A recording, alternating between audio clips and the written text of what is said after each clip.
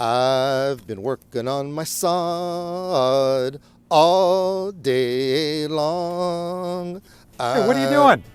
I got to dig up this dead grass, buddy. It's an easier way, Nick. Where's your tools? Get There's them. an easier way. Oh, look at you. There. You're a cheater. Okay, so once your grass is 100% dead and you're confident that nothing's going to be popping out, it's time to start to prepare the soil. And the first thing we want to do is to remove all of the dead debris. You can incorporate it if you want to, but it's really not recommended to do so. And there's a lot of different ways you can do that. You can get one of these monsters and start hacking away, and you know, I could do stuff like that.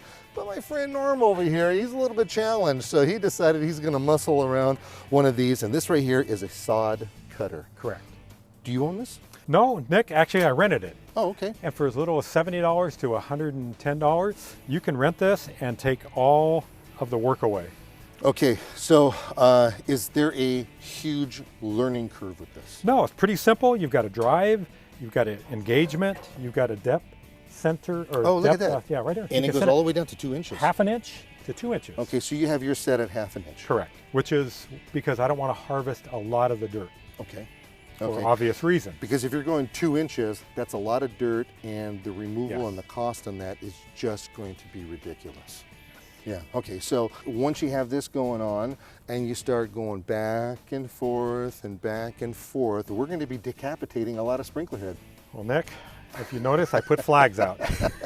You did. I don't know if I should salute or not, because, you know, like that. So these little flags right here, you can get them at your local nursery, garden center, hardware store. They're all about, and that's exactly what they're used for, is for identifying things in your yard that you want to take notice of, because this machine right here works at a very high RPM.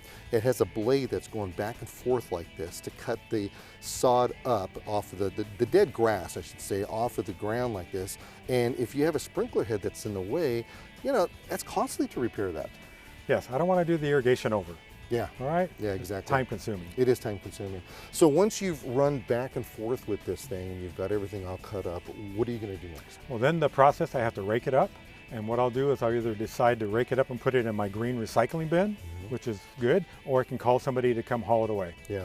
Or if you have the room for it, you can make compost out of it, but that's a long process and another discussion altogether.